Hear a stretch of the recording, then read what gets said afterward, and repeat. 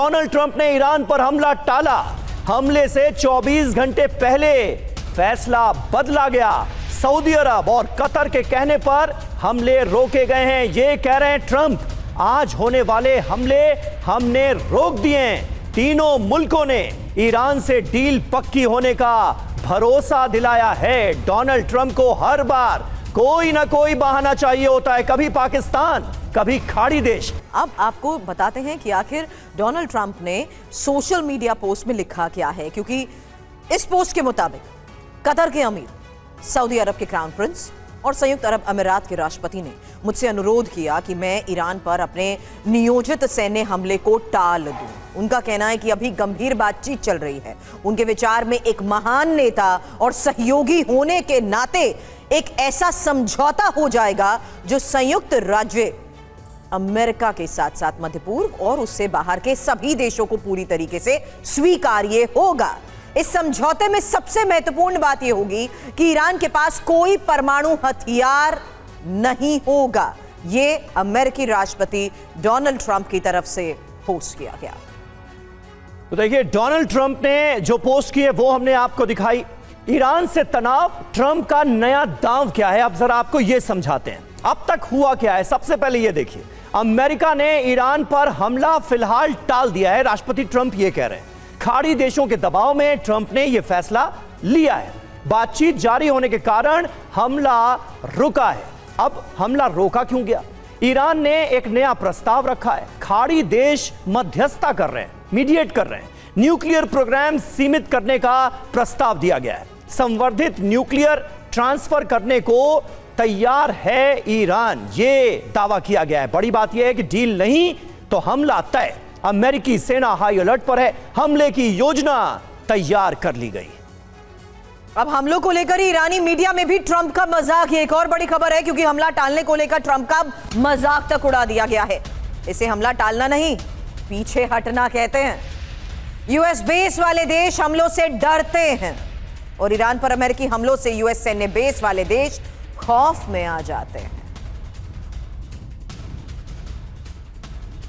और देखिए, ईरान के राष्ट्रपति मसूद पजेश्कियान का एक बड़ा बयान आया है। उन्होंने कहा है कि बातचीत का मतलब सरेंडर नहीं होता।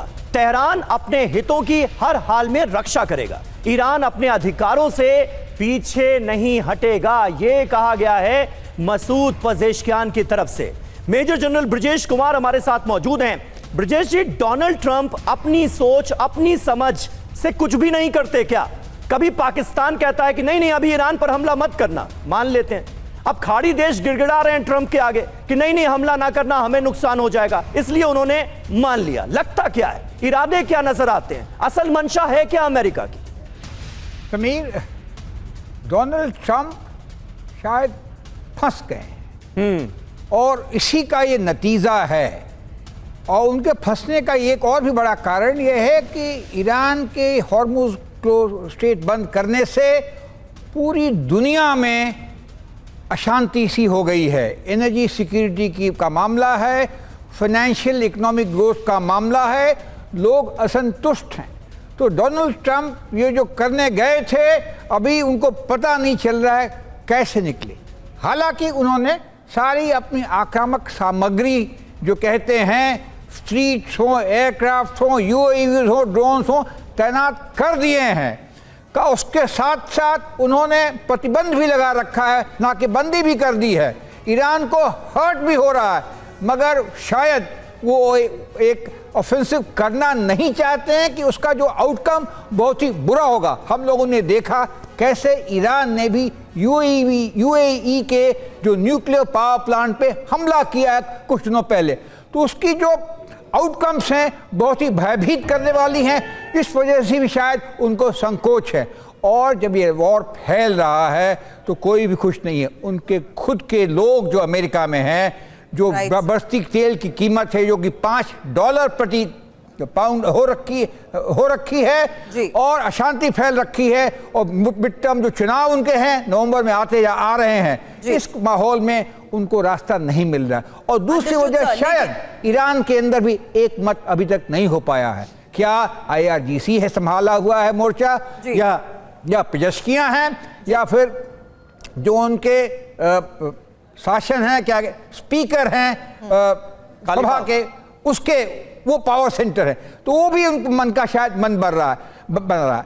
और जब चीज़ें देर हो जाती हैं, पलट जाती हैं, तो जितना कि दुनिया के सब बड़े पावर भी इसके अंदर में कूद पड़ते हैं और मामला थोड़ा और पेचीदा होता जाता है। बिल्कुल सर, और वो जो प्रेशर बनाने की कोशिश हो रही है वो तो अभी भी जारी है। सवाल आगे संजय भारद्वाज सर आपसे करें, उससे पहले आज की यही एक और बड़ी खबर है समीर, जहां ट्रंप ने अपनी घोषणा से ठीक 24 घंटे पहले ही सऊदी अरब, कतर और यूएई के नेताओं से फोन पर भी बात की और तीनों देशों के नेताओं ने यह कहा कि ईरान को बातचीत के लिए एक और मौका दें। हालांकि ईरान पर हमला होगा तो खाड़ी देशों को कीमत चुकानी पड़ेगी। फिलहाल एक्सियोस के हवाले से इस रिपोर्ट में क्या बड़े दावे किए जा रहे हैं, ईरान को लेकर हुई बातचीत को लेकर ही ये बड़ा दावा।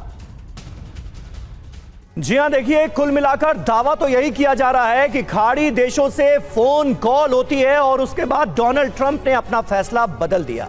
3 देशों के नेताओं से ट्रंप ने खुद फोन पर बात की। हमले से 24 घंटे पहले ट्रंप की यह बातचीत हुई। वार्ता के बाद ट्रंप ने हमले का फैसला बदल दिया। बातचीत किससे हुई यह बताया गया है। सऊदी अरब के क्राउन प्रिंस मोहम्मद बिन सलमान से बात हुई, कतर के अमीर तमीम बिन हमद अल थानी से बात हुई, यूएई के राष्ट्रपति मोहम्मद बिन जायद अल नहयान से बात हुई, ये एक बताया गया है। और सवाल तो यह भी है सुरभि की इतनी चिंता आखिर है क्यों? क्योंकि ये फैक्ट है समीर कि ईरान के पास अब मिसाइल ड्रोन क्षमता है। ये फैक्ट है कि खाड़ी के ऊर्जा ठिकानों को वो निशाना बना सकता है और खाड़ी के क्षेत्रीय युद्ध की चपेट में आने का ही सबसे बड़ा खतरा, जहां ईरान के टारगेट पर खाड़ी देशों की ऑयल रिफाइनरी और पेट्रोकेमिकल प्लांट के साथ साथ एलएनजी टर्मिनल। इन फैक्ट्स के बीच संजय सर एक भूमिका जो डोनाल्ड ट्रंप बनाते हैं, शक्ति आधारित शांति की जो कोशिश करते हैं, वही तो सबसे बड़ा मिसट्रस्ट का फैक्टर है। अब अगर ये तीनों देश भी बात कर रहे हैं कि हां अच्छा डायलॉग संभव है, डील मुमकिन है, क्या वो वाकई इस तरीके के दूसरे फेज ऑफ ऑपरेशन की तैयारी और सिचुएशन रूम में हो रही बैठक के बीच मुमकिन हो पाएगी? देखिए, मुझे लगता है कि डोनाल्ड ट्रंप वस्तुस्थिति को समझ रहे हैं। पहली बात कि जिस तरीके से अभी कल इन्होंने जो जलडमरू मध्य जो है हॉर्मुज जलडमरू मध्य, उसके लिए एक टॉली बनाई है ईरान ने, यानी कि उसको और पाबंद करने का ईरान का अपना इरादा है, पहली बात। दूसरी बात, ईरान ने साफ साफ जो प्रपोजल दिया था उसको अमेंडमेंट करके, माइनर कोई अमेंडमेंट करके दे दिया कि हम न्यूक्लियर प्रोग्राम के लिए, न्यूक्लियर बम के लिए नहीं जाएंगे, लेकिन हम यूरेनियम प्रेस्क्रिप्शन के लिए तरफ जाएंगे। और उसमें स्टोरेज की जहाँ तक बात है, ट्रांसफ़र की बात है, मुझे नहीं लगता। पहले उन्होंने 2015 में निश्चित रूप से 12 टन के लगभग ट्रांसफ़र किया था रशिया को, लेकिन अब इस स्टेज पे एक्सेप्ट करेंगे नहीं करेंगे, क्योंकि जो डैमेज होना था ईरान को वो हो चुका है और ईरान इस बात को समझ रहा है और अमेरिका भी इस बात को समझ रहा है कि आप यहाँ पर बार्गेन कर सकते हैं। अब बात आती है कि क्षमता की, जहाँ तक ईरान की, देखिए उनके पास, आपने सही कहा कि उनके पास ड्रोन टेक्नोलॉजी है, उनके पास मिसाइल टेक्नोलॉजी है और उन्होंने पास्ट में भी जो उनका पास्ट ट्रैक है उसमें जो भी अमेरिकन बेसिस हैं उस पर अटैक किया है। सऊदी अरबिया, कुवैत, कतर, इन सब कंट्रीज़ पे इन्होंने अटैक किया है। तो मान के चलिए कि प्रोबेबल डैमेज बराबर का होगा इन कंट्रीज़ में। तो मुझे लग रहा है कि ये एक नया एक तरीके का एक स्पेस देने का समय दिया है कि, और उसकी तरफ से एक बहाना है कि सऊदी अरबिया कह रहे हैं, पहले तो सऊदी अरबिया से आपने पूछा नहीं, पहले तो आप इजराइल के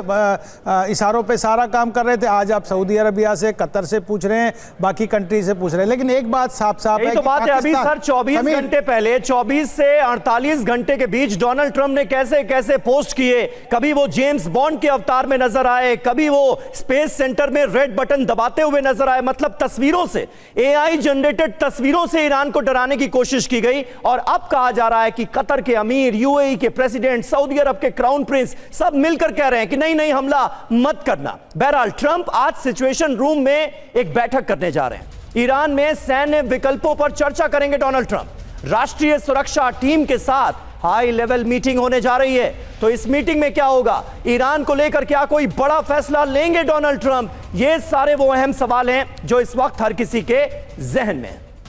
हालांकि सिचुएशन रूम में होने वाली ये बैठक बहुत महत्वपूर्ण है, ईरान पर हमले की प्लानिंग को देखते हुए महत्वपूर्ण, जहां अटैक प्लान अब सैन्य अधिकारी डोनाल्ड ट्रंप के सामने शेयर कर सकते हैं। हालांकि इससे पहले भी 2 बार सिचुएशन रूम में बैठक हो चुकी है। वॉर कैबिनेट के बीच हो रही है बैठक महत्वपूर्ण इसलिए है क्योंकि अब अटैक प्लान भी सैन्य अधिकारी शेयर कर सकते हैं। हालांकि ईरान पर ट्रंप की यह बैठक बड़े फैसले की उम्मीद इसलिए क्योंकि सिचुएशन रूम में ही डोनाल्ड ट्रंप की आज होने वाली बैठक पर भी सबकी नजर है, जहां सबसे महत्वपूर्ण बात है कि राष्ट्रीय सुरक्षा टीम के साथ ही हाई लेवल मीटिंग हो रही है और सीजफायर खत्म करने का ऐलान भी हो सकता है। हालांकि सिचुएशन रूम में हमले के फैसले पर मोहर को लेकर भी सबसे बड़ी खबर, क्योंकि सीजफायर पर खतरा, युद्ध विराम के बावजूद ड्रोन हमले भी जारी हैं और लेबनान पर इजरायली हमले अभी तक नहीं रुके हैं और ईरान के नजदीक अमेरिकी सेना की तैनाती। अब ये एक और बड़े फैक्टर, इन्हीं फैक्टर्स को देखते हुए सिचुएशन रूम में होने वाली बैठक पर समीर सबकी नजर। जी और हमारे साथ मनीष जो हमारे सहयोगी भी जुड़ गए हैं। मनीष जरा बताइए कि जब 40 दिनों की ये जो जंग हुई और अमेरिका ने 28 फरवरी को इतने बड़े हमले शुरू किए तो क्या पाकिस्तान से पूछने गए थे या कतर के अमीर से पूछने गए थे, यूएई के प्रेसिडेंट से पूछने गए थे या क्राउन प्रिंस से पूछने गए थे सऊदी अरब के कि हमले करें या ना करें? हमले करेंगे तो उसकी कीमत तुम्हें तो भुगतनी नहीं पड़ेगी। अब ऐसा क्यों हो रहा है? सिचुएशन रूम में क्या होने वाला है? देखिए, ट्रंप साहब एक अजीब से ट्रैप में फंसे हुए हैं और सबसे बड़ी बात है कि उन्हें पूछना सिर्फ एक ही व्यक्ति से है या एक ही इंडस्ट्री से है, वो है अमेरिकी हथियार कंपनियों से, जिनका आदेश है कि हर हालत में जंग करना है। तो ट्रंप पॉलिटिकली या डिप्लोमेटिकली, चाहे यूएई के दबाव में, सऊदी के दबाव में या कतर के दबाव में या फिर पाकिस्तान के याराना में, भले ही कुछ दिनों के लिए से टाल रहे हैं, लेकिन आखिरकार उन्हें जंग का ही फैसला करना पड़ेगा। वो इसलिए क्योंकि आपने सुना कल उनके गुरु जो सीनेटर लिंडसे ग्राहम है वो क्या कह रहे थे, वो कह रहे थे कि भले ही अमेरिका को चाहे कितनी कीमत अदा करनी पड़े लेकिन युद्ध करना पड़ेगा क्योंकि ईरान नया हिटलर है। वो चर्चिल के उस स्टेटमेंट को कोट कर रहे थे। तो जाहिर है कि अमेरिका के मिलिट्री इंडस्ट्रियल कॉम्प्लेक्स ने प्रेसिडेंट ट्रंप के कनपट्टी पर बंदूक रखकर ये आदेश दे दिया है कि देखो भैया, तुम तय कर लो, दिन तय कर लो, वो तुम्हारा होगा चूंकि प्रेसिडेंट तुम हो, लेकिन फैसला यही है कि आपको युद्ध करना पड़ेगा। और वो युद्ध करने जा रहे थे जिस वक्त कतर, सऊदी और यूएई वालों ने उन्हें कहा कि अभी मत करिए, अगर आप युद्ध करेंगे तो हमें नुकसान उठाना पड़ेगा, और इसीलिए उन्होंने युद्ध अभी टाला है। लेकिन देर सवेर उन्हें यह युद्ध करना ही पड़ेगा। वैसे भी अगर आप देखिए तो नेगोशिएशन में इन दोनों पक्षों के बीच में 180 डिग्री का फासला है। कोई एक पॉइंट बता दीजिए जहां पर कि दोनों कॉमन ग्राउंड पर हों, और जब दोनों कॉमन ग्राउंड पर नहीं है तो डील कैसे होगी? बड़ी बात आपने कही, दोनों कॉमन ग्राउंड पर नहीं है, इसलिए डील कैसे होगी। हालांकि इस बीच आज की एक और सबसे बड़ी खबर है और वो है पुतिन का चीन दौरा। तो बड़ी खबर फिलहाल आपको बता दें, ट्रंप के बाद अब रूसी राष्ट्रपति पुतिन भी चीन दौरे पर, और अब से कुछ ही देर बाद बीजिंग पुतिन पहुंचने वाले हैं, जहां राष्ट्रपति पुतिन का ये 2 दिन का चीन दौरा टाइमिंग इंपॉर्टेंट है, महत्वपूर्ण रणनीतिक तौर पर भी है। जिनपिंग के साथ रणनीतिक साझेदारी पर भी बात होगी।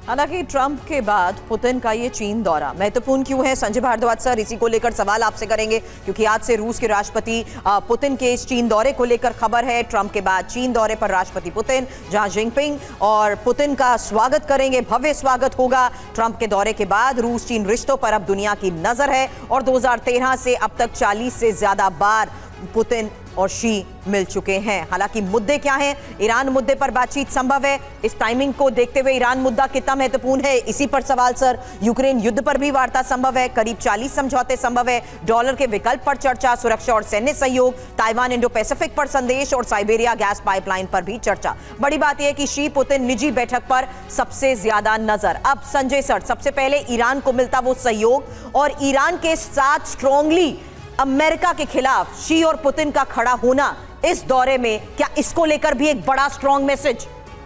निश्चित रूप से देखिए सुरभि, ये बात मान के चलिए कि ईरान एक पहला मुद्दा है, दूसरा निश्चित रूप से यूक्रेन का मुद्दा भी दोनों का है। पहली बात कि दोनों के बहुत क्लियर कट अंडरस्टैंडिंग है, पुतिन की और शी जिनपिंग की, कि हम आपके इंटरनल अफेयर में हम कोई भी कुछ भी करते हैं अपने देश में, आपको कोई उससे किसी को कोई ऐतराज़ नहीं है।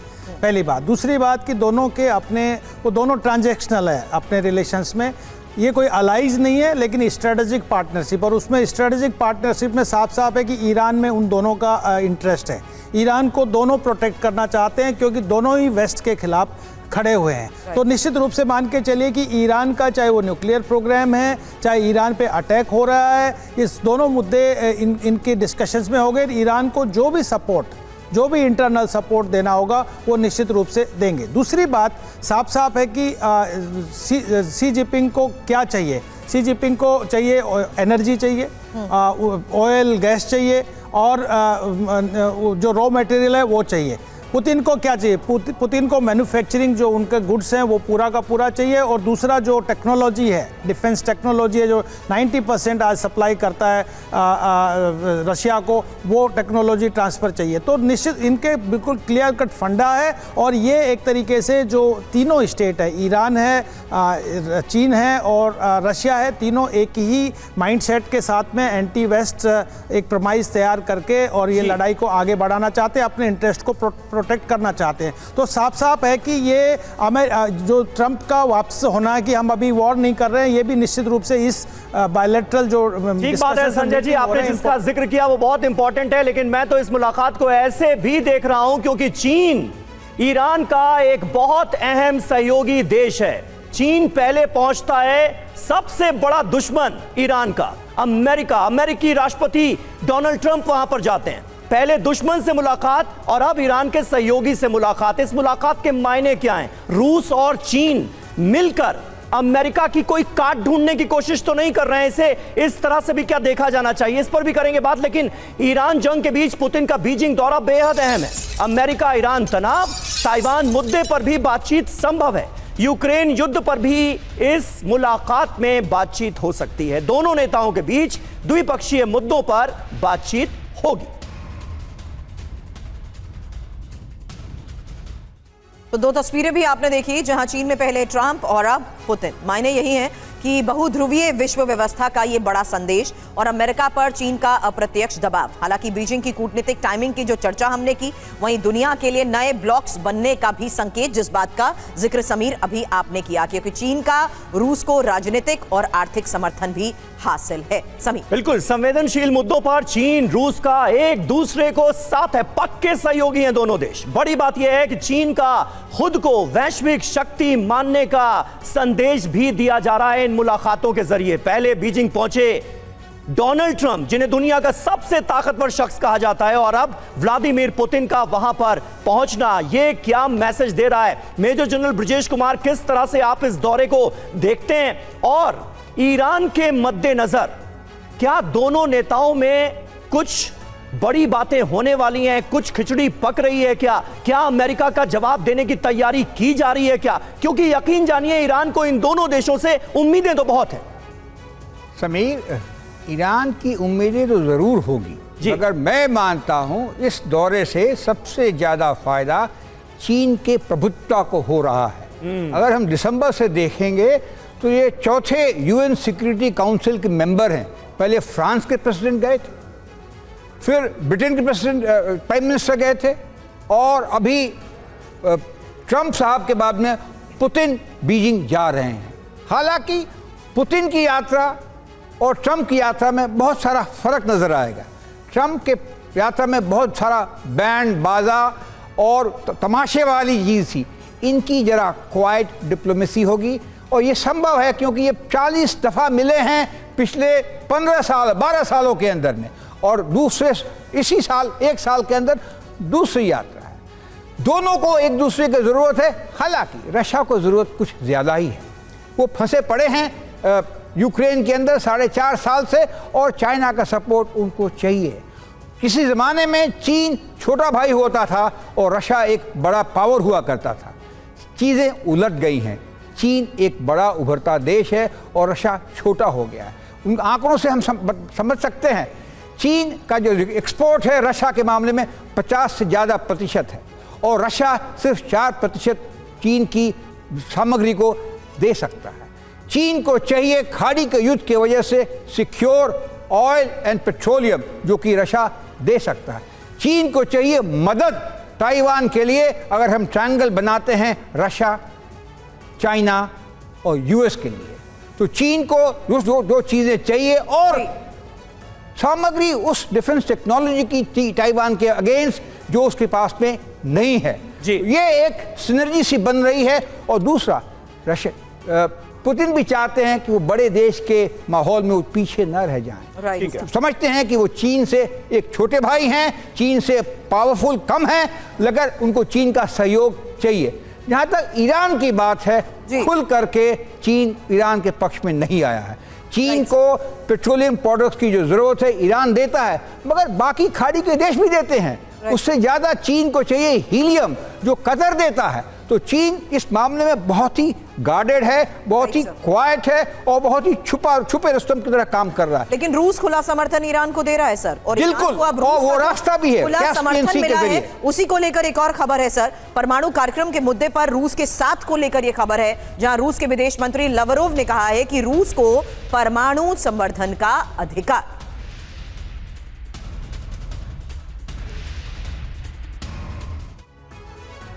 तो ये बयान कोई छोटा मोटा बयान नहीं है, ये बहुत बड़ी बात है। ईरान को रूस का ये खुला समर्थन है। सरगेई लावरोव क्या कह रहे हैं जरा देखिए। ईरान को परमाणु संवर्धन का पूरा अधिकार है। ईरान का परमाणु कार्यक्रम अवैध नहीं है।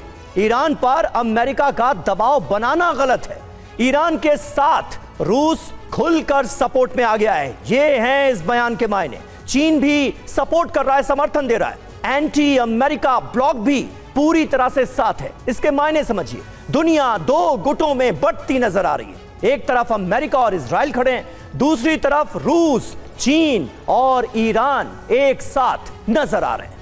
हालांकि इसका असर क्या होगा? ईरान खुलेआम यूरेनियम संवर्धन करेगा और परमाणु हथियारों की होड़ भी बढ़ेगी और एनपीटी सिस्टम कमजोर पड़ सकता है। लेकिन मनीष, कल भी जिस तरीके से हमने लाउड एंड क्लियर में ये बात की थी, इन तमाम शर्तों और प्रस्तावों के बीच में संवर्धन यूरेनियम को लेकर जिस तरीके से उसकी न्यूक्लियर क्षमता को लेकर सवाल है, क्या आपको लगता है कि हमले का फैसला इसलिए भी टाला गया है क्योंकि रूस को वो अपनी न्यूक्लियर क्षमता सौंपने के लिए अब तैयार नजर आ रहा है?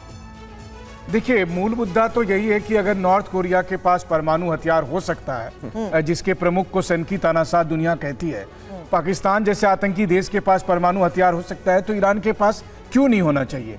और यही बात रूस, चीन या बाकी दुनिया अमेरिका से, इजराइल से पूछ रही है। लेकिन बात वही है कि अमेरिका अगर इस जिद पर है कि आपको 400 केजी परमाणु जो संवर्धित यूरेनियम है वो वापस देना ही पड़ेगा, हर हालत में देना पड़ेगा, तो ईरान ने या कहें कि रूस ने भी ये ऑफर दिया था कि ठीक है हम रख लेते हैं, तो अमेरिका कहता नहीं आपके पास नहीं रहेगा। चीन कहता है हम रख लेते हैं, तो अमेरिका कहता नहीं आपके पास नहीं रहेगा। ये हर हालत में हमारे यहाँ पहुँचना चाहिए। जिसे प्रेसिडेंट ट्रंप न्यूक्लियर डस्ट कहते हैं, वो धूल उनको अपने यहाँ वाशिंगटन डीसी में चाहिए या फिर उनको तेल अवीव में चाहिए, उनको कहीं और नहीं चाहिए। तो ये बात ईरान किसी भी हालत में मंजूर नहीं कर सकता है। बात यहीं पर आकर फंसी है। दूसरी बात है कि ईरान को पता है कि मान भी लीजिए कि ट्रंप की बात को मानते हुए अगले 20 साल तक हम यूरेनियम संवर्धित नहीं करते हैं, तो क्या गारंटी है कि अगले साल ये किसी और मुद्दे को लेकर हमला करने नहीं आएंगे कि परमाणु मिसाइल कार्यक्रम को लेकर। फिर मान लीजिए कि अगर उन्होंने मिसाइल मामले में समझौता कर लिया, तो कल दिन कहेंगे कि तुम ड्रोन का काम छोड़ दो, कल दिन कहेंगे कि तुम ये काम छोड़ दो। तो एक बार अगर आप झुके तो बार बार आपको झुकना पड़ेगा।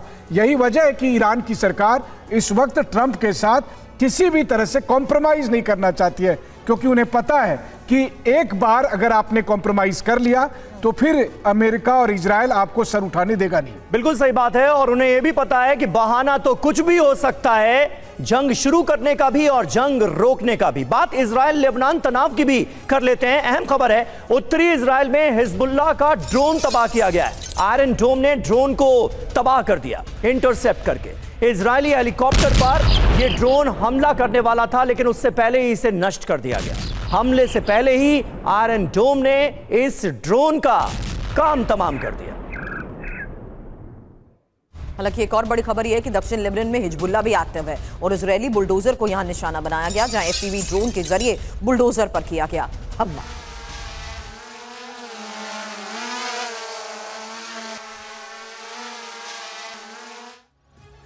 और आइए अब बढ़ते हैं आगे और बताते हैं आपको कि ये जो जियोपॉलिटिकल टेंशन्स नजर आ रहे हैं, तनाव नजर आ रहा है, इसका हम पर क्या असर पड़ रहा है। पेट्रोल और डीजल के दाम फिर से बढ़ गए हैं। पेट्रोल 87 पैसे और डीजल में 91 पैसे प्रति लीटर की बढ़ोतरी की गई है और नया रेट आज सुबह 6 बजे से ही लागू कर दिया गया है। दिल्ली में पेट्रोल कीमतें बढ़ने के बाद 6-4 रुपए प्रति लीटर, 98 रुपए 64 पैसे प्रति लीटर हो गया है।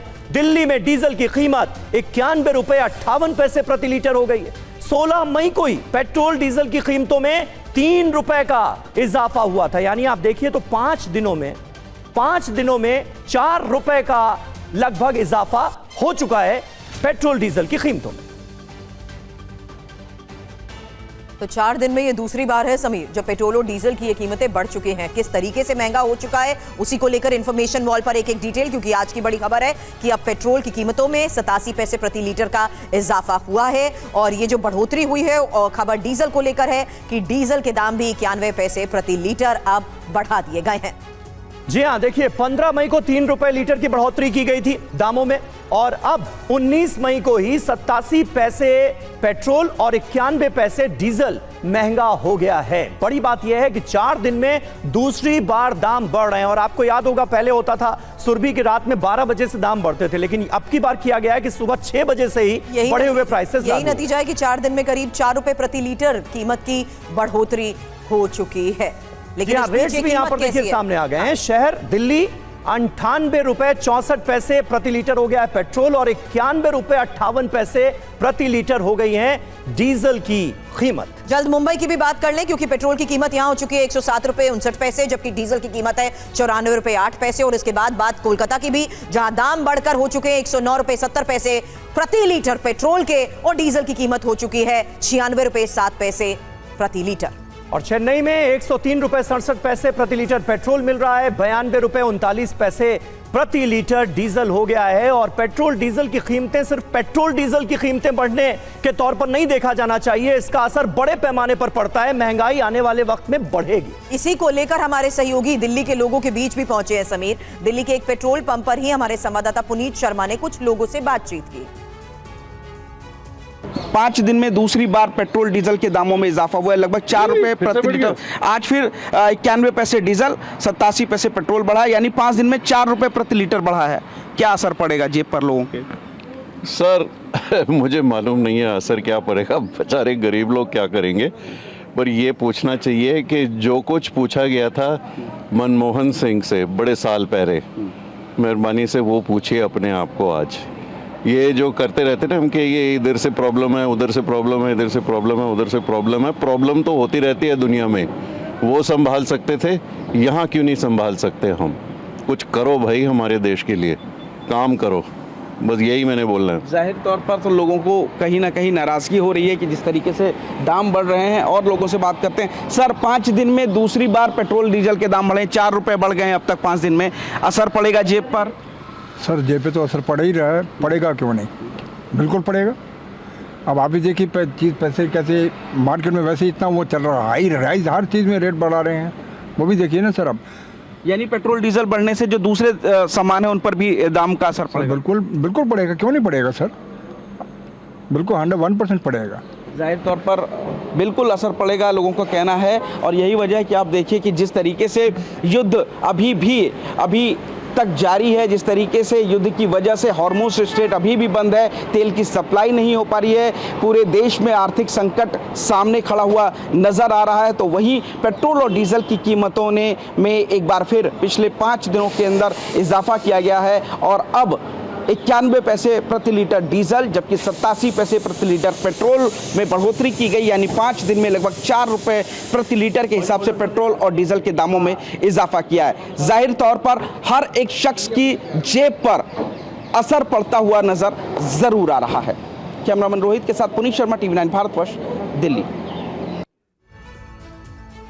तो दिल्ली का हाल आपने देखा, और अब आपको मुंबई लिए चलते हैं। मुंबई के पेट्रोल पंप से हमारे संवाददाता विनोद जगदाले की एक रिपोर्ट दिखाते हैं। आज फिर से मुंबई में पेट्रोल और डीजल के दाम यहां पर बढ़ चुके हैं। 91 पैसे पेट्रोल तो डीजल 94 पैसे यहां पर बढ़ चुका है। अभी इसी गाड़ी में एक व्यक्ति ने यहां पर तेल भरा है, इनसे बात करते हैं। आपका नाम क्या है? निखिल कामटे। अच्छा, आज फिर से पेट्रोल के दाम में इजाफा हुआ है, डीजल के दाम में फिर से बढ़ोतरी हुई है, 94 पैसे 91 पैसे, क्या कहेंगे? कुछ कह नहीं सकते अभी, क्या बढ़ती है, महंगाई है, कुछ परवाड़ रहा नहीं है, क्या बोल सकते हैं अभी। कुछ जेब पे असर हो रहा है? बहुत असर हो रहा है, बहुत मतलब बहुत। और भी कुछ लोगों से यहाँ पर बात करते हैं जो अपने टू व्हीलर में यहाँ पर पेट्रोल भरने आए हैं, इनसे बात करते हैं। आज पेट्रोल के दाम में फिर से बढ़ोतरी हुई है 91 पैसे, उस दिन भी 3 रुपये से भी ज़्यादा बढ़े थे 15 तारीख को, क्या कहेंगे? क्या अभी जो है वो तो डालना ही पड़ेगा, काम पे जाना ही पड़ेगा। अभी नो इशू। जेब पे कितना भारी पड़ रहा है? भारी तो पड़ रहा है पर कुछ ऑप्शन नहीं है। हाँ, ऑप्शन नहीं है। ऑप्शन नहीं, काम पे तो जाना पड़ेगा। काम पे जाना पड़ेगा। आज फिर से पेट्रोल के दाम यहाँ पर बढ़े हैं, 15 मई को बढ़े थे, आज फिर से 19 तारीख को फिर से दाम बढ़े, क्या कहेंगे? जो गवर्नमेंट बढ़ाता है अभी क्या करेंगे, अब हम क्या कर सकते हैं? अभी हम क्या कर सकते हैं ना? तो जेब पे असर तो पड़ेगी ना? पड़ेगी ना, जेब पे असर पड़ेगी ना। कैसा मुश्किल होगा, क्या मुश्किल होगा बताइए? तो मुश्किल तो होएगा ना, अभी पब्लिक को भी मुश्किल ही होएगा, काम पे जाना ये करना तो मुश्किल तो होएगा ना।